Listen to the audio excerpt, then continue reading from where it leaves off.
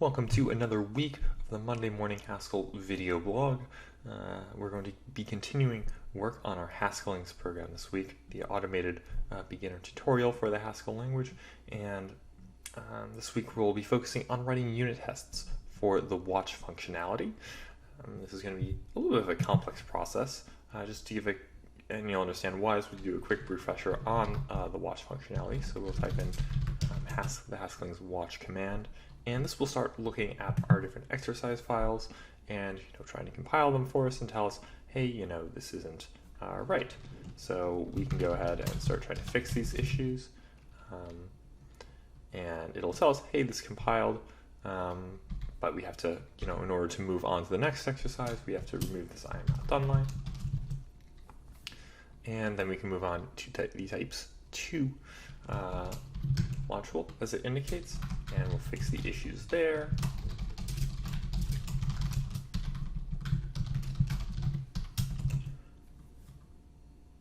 And once again, we have to remove this line, the I'm not done line, and now we're done with our 2 exercises. And obviously there would be more exercises in the full and complete version, but that's what we're starting with. So the question becomes, how do we unit test this? And it's definitely a tricky question, even using the tricks we've seen in the past couple of weeks, where we've sort of put our terminal output into a file. There's still a question of how we make modifications to these different files in the middle of our unit tests.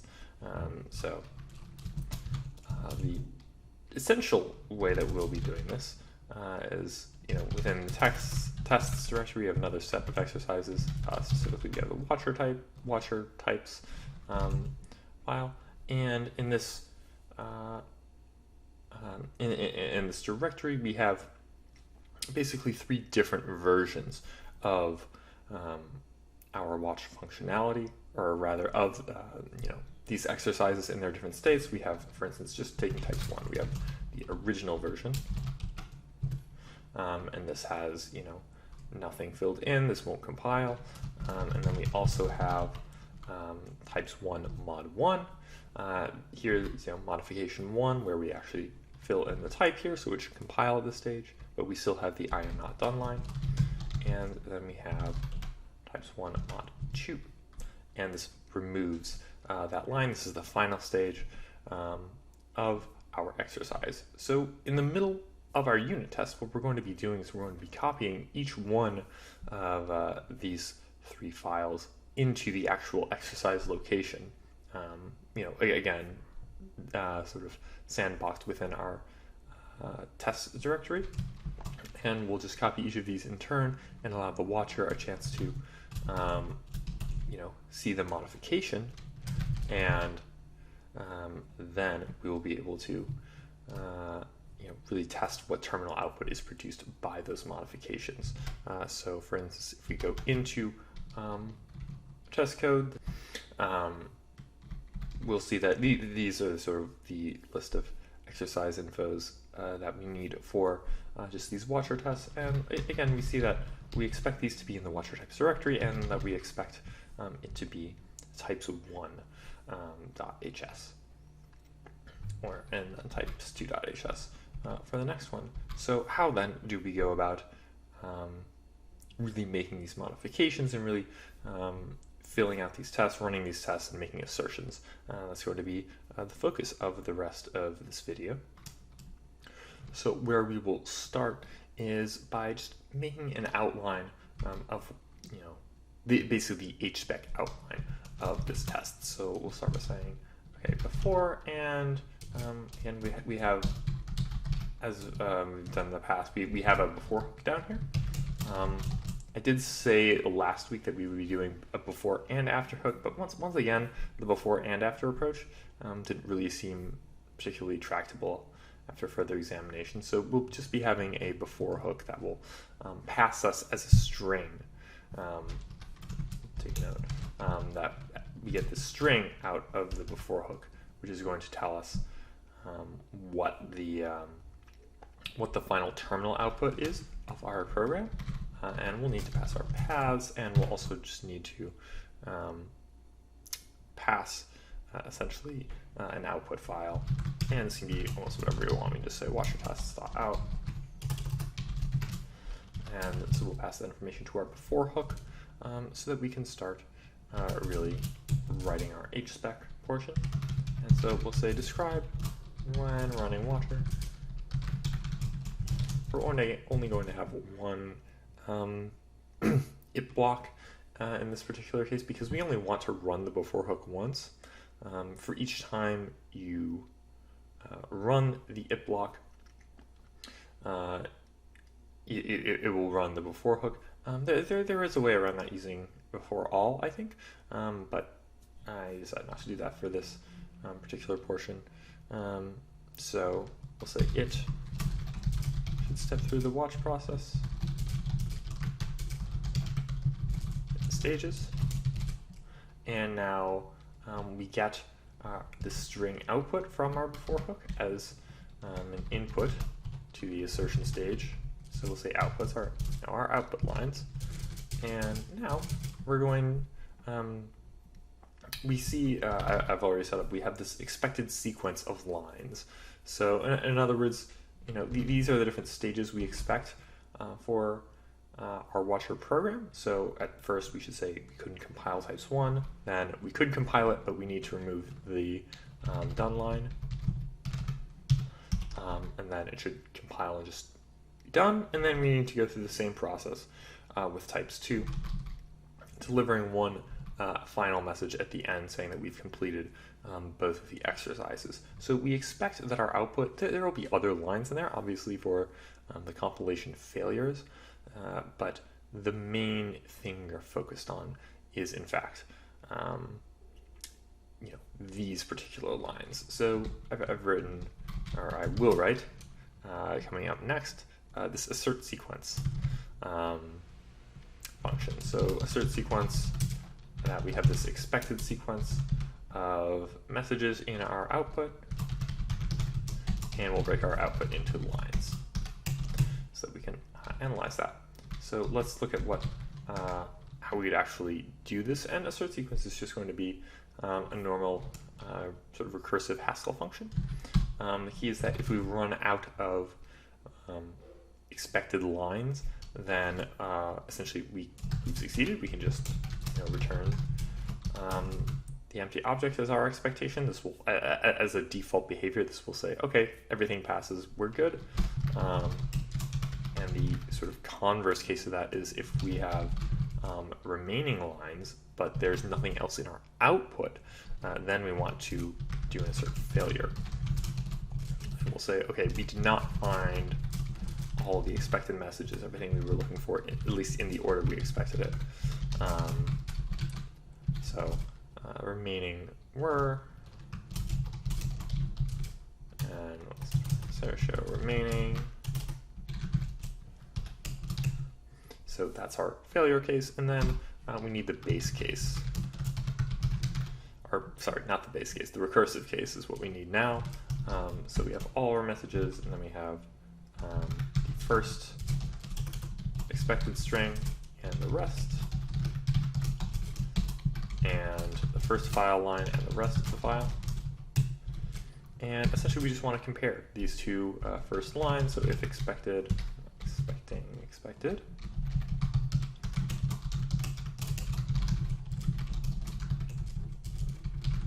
then what we have, basically we want to make it a recursive call on both of the rest of these, so our lines match up, so we can just, let's say, assert sequence on rest expected and rest file. And if they're not equal, okay, we'll just discard this particular line of the file, maybe just has to do with compilation. So we'll say assert sequence on all of the expected. Oops, I missed that symbol here for the pattern match. So we'll assert sequence on all of them, and then we'll say just the rest of the file. So that's how our assertion ultimately is going to be written. So now we have to say, okay, how does this test actually run?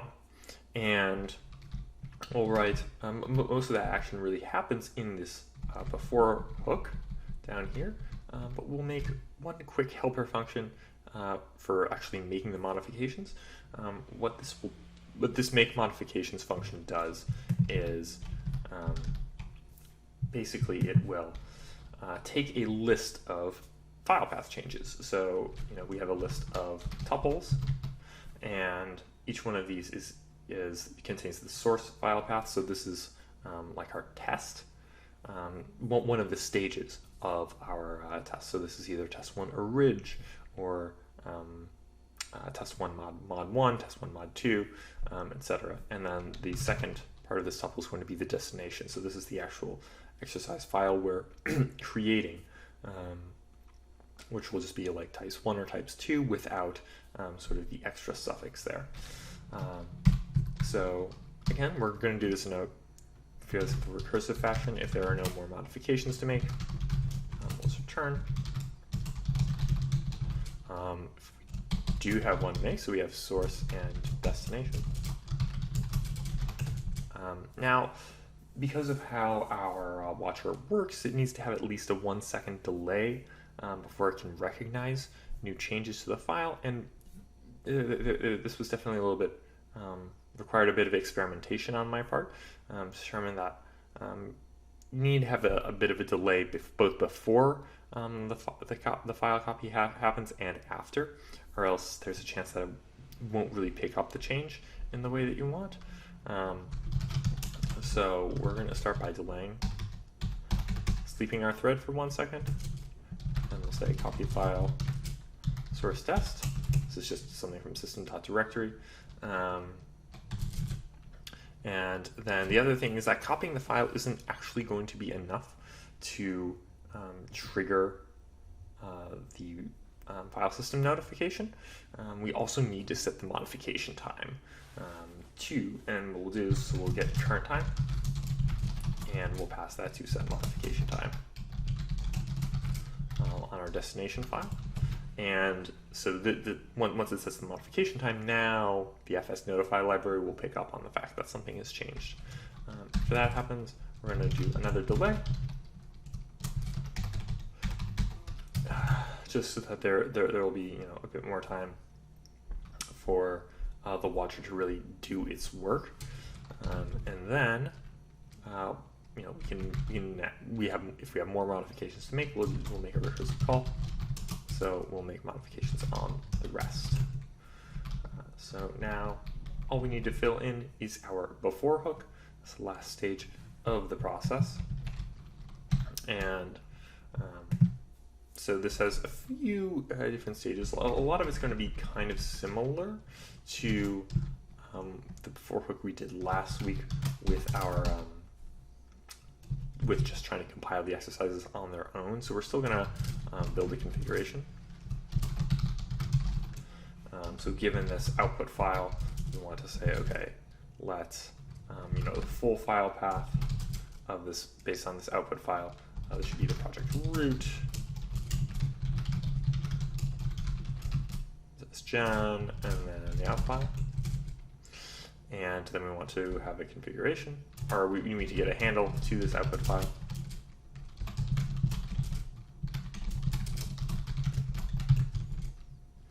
And we'll make a configuration.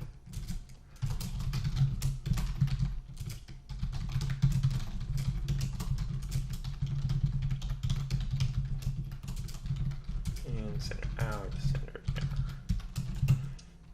Except not centered out handle.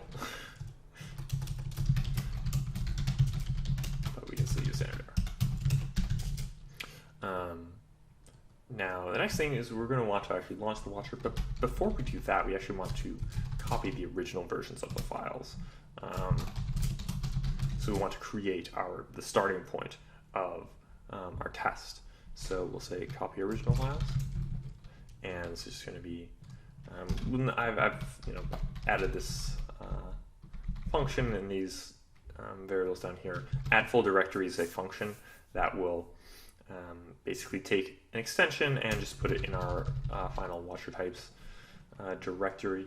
So we have full destination 1 already is this first file that we'll be evaluating. Full dest 2 is the types 2 .hs, and So want to copy file. Want to take the original files, type 1 orig.hs, and we want to copy that into full destination 1, and same thing with 2. And then now we're in business, we're ready to kick off the watcher, and we're going to fork this off because we want to be doing other things in this particular thread. So we're going to get watch TID.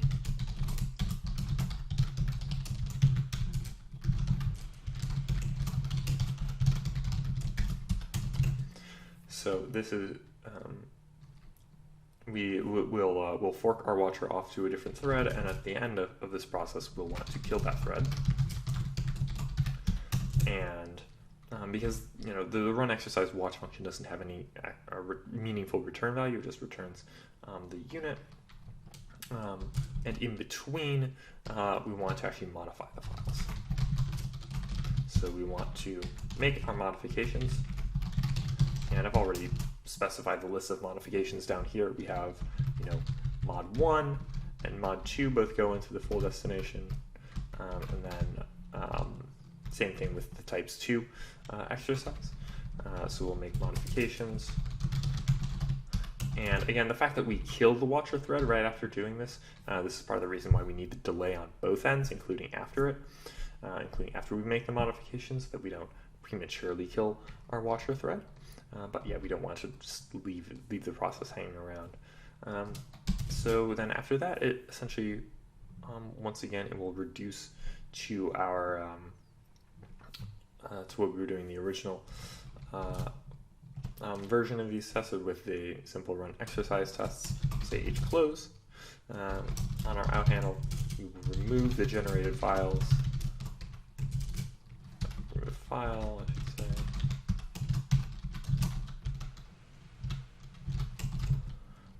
And then we'll get our program output.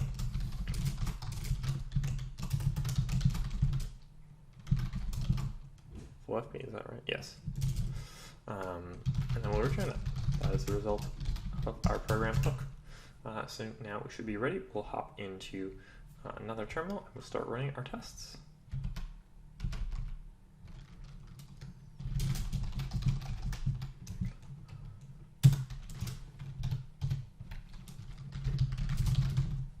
See if I missed anything.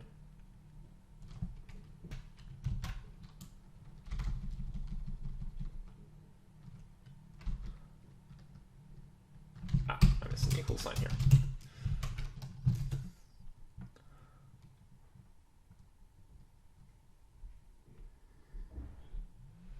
And now our tests are running, and we notice that these watcher tests, we make 4 total modifications. Each one has a total of 2 seconds of thread delay, so it will take 8 to 10 seconds for it to run those tests. But then it finishes, and we have our assertion is essentially complete. So yeah, that concludes our unit tests for the watcher functionality. We're not quite done with all the functionality in our original program, though, so come back next week and we'll start exploring how we can incorporate effectively unit testing concepts to make our exercises more rich, so that they can come down to producing values out of your program instead of simply making it compile.